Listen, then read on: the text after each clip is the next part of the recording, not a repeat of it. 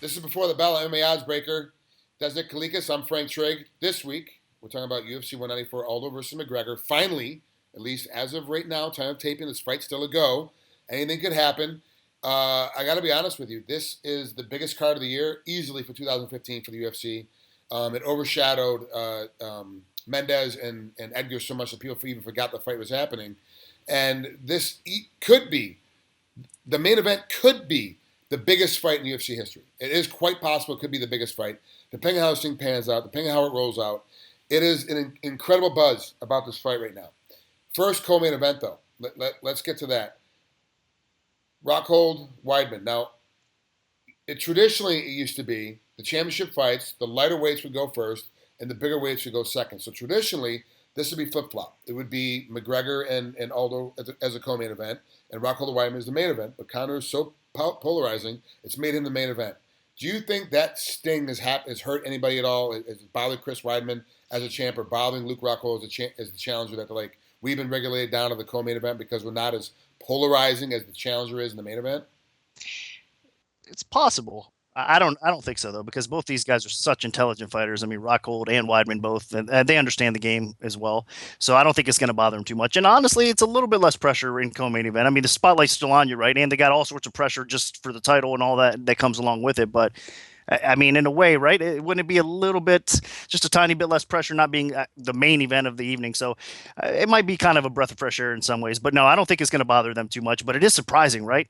I mean, what you said, because normally you would see these guys be in the spotlight, and that's all we'd be talking about. People would be satisfied if that was a headliner, and you didn't have Aldo and McGregor, as the headliner. They're not even on this card. The card is stacked. I mean, the main card especially is so deep. It is a great card. You got to give the UFC a lot of credit for putting together really evenly matched fights. I mean, legit underdogs across the board on the main card could pull off upset victories, and then again, the two title fights, co-main and main event, are phenomenal as well. So this is an awesome card. This co-main event's got to be a pick'em fight. It's got to be, or at least pretty close to being a pick'em fight at this point. Yeah, it's minus 140 for Weidman. The comeback is plus 120 for Rockhold. So it is. I mean, that's close to a pick 'em, So a little bit more of a lean to Weidman. Obviously, he is a champ. He's looked great. Both these guys have looked great. I just think the way these guys match up, I mean, they're so well rounded again in all areas of the game. I think Luke's going to have some advantages though over Weidman. Honestly, I think obviously he's a little bit longer. He can keep the distance, and I think he's going to be able to strike better from a distance. I mean, Weidman maybe inside a little bit more.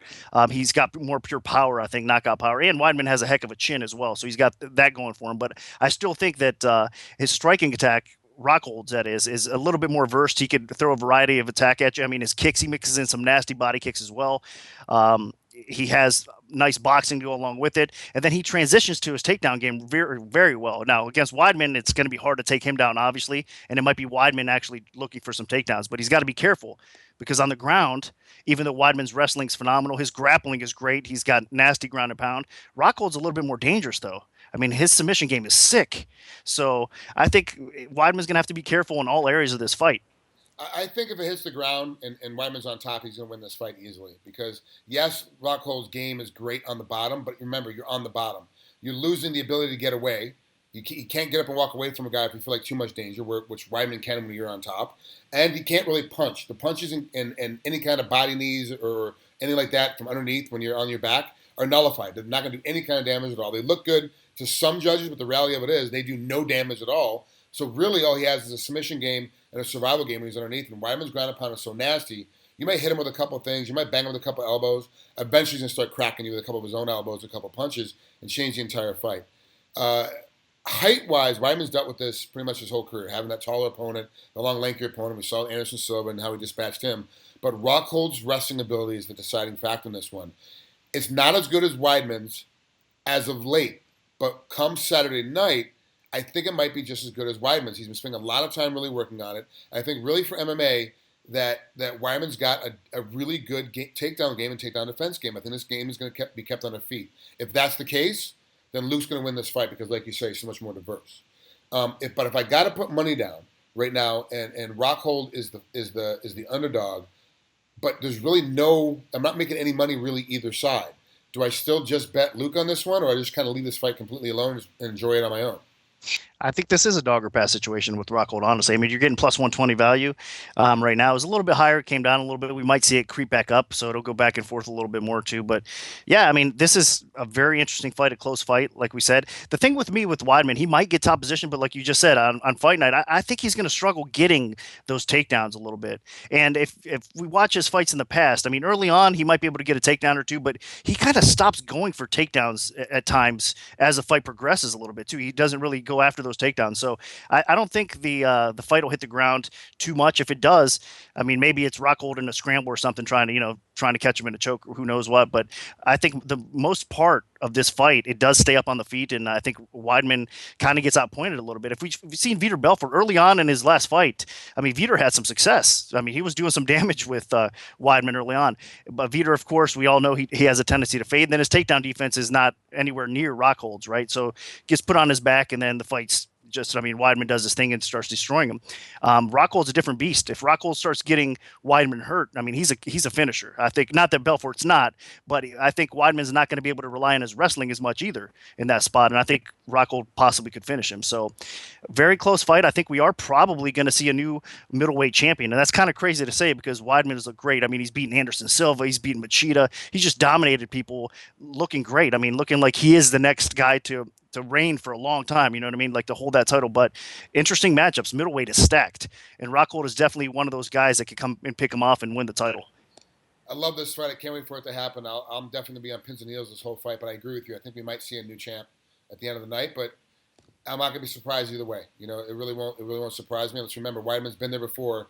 He's done this quite often. It's his belt he's holding on to, and that Rockhold is coming after. It's a lot easier to defend something when you've already got it than it is to try to steal something back from somebody. So, moving on to the main event, Jose Aldo and Conor McGregor. This fight should have happened months ago. Obviously, Aldo got hurt. They've been spinning back and forth. I mean, obviously, Aldo's scared. McGregor, though, has been doing such a good job of already setting up his ability to fail. The moment that Ronda Rousey fought, the next time you saw Conor do an interview, he's automatically giving out the verbiage like, you know, every great champion has to lose. That's the way. That's how you get your way back up to the top. You're not sure he's talking about his old fight with Duffy that he's talking about that made him such a good run, or if he loses this fight, how it's going to get him propelled even better when he comes back. It's very confusing right now for me listening to some of Conor's interviews because I'm really trying to analyze and break them down. If this fight happened was originally supposed to, easily I would have said Jose Aldo. Easily would have been Jose Aldo winning this fight without a problem. Now, man, I don't know. Like, I really don't know. And the thing is that I've always originally picked against Conor McGregor, and then he wins, and then I bet against him every time because I don't want him to lose, and I feel like if I bet for him, I'm going to make him lose. So I don't want to bet with him because I want to see him keep winning. So it's very hard for me now from a standpoint to kind of, am I biased, am I unbiased in this one? So right now I'm on this one, man. This is almost just, for me, it's almost a just leave it alone because I can't handle the stress of laying any money on it because I'm not sure what's going to happen. So I just want to leave it alone to not lay any curses out there. If I were to bet, where would I put my money in your opinion, Nick?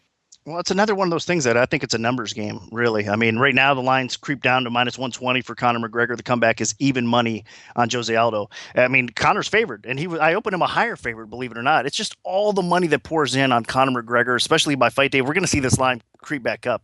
So there is going to be some value on Aldo as an underdog at some point. And some of the people already hopped in and got some plus money on him, and took advantage of that as well. I think we're going to see it again at the time of the recording. Obviously, there's not any plus money on. I mean, there might be some spots across the world. I'm sure somebody still has him as a slight underdog, but right now at 5 dimes, it's even money. So it all depends. I mean, you got to play the line game here because Conor McGregor, I'm with you, man. It's hard to gauge him a little bit because you don't want to give him too much credit, but he has looked great. I mean, he is a beast on the feet, obviously. He's got that killer instinct. He's long. He's powerful. He's a really great striker. He's got decent wrestling, underrated wrestling, really. I know Mendes had some success, though. And for me, I think if the fight did happen a little while back, I mean, the mental games that Conor McGregor was playing with Aldo, I think had a huge impact. But this is going to sound a little crazy.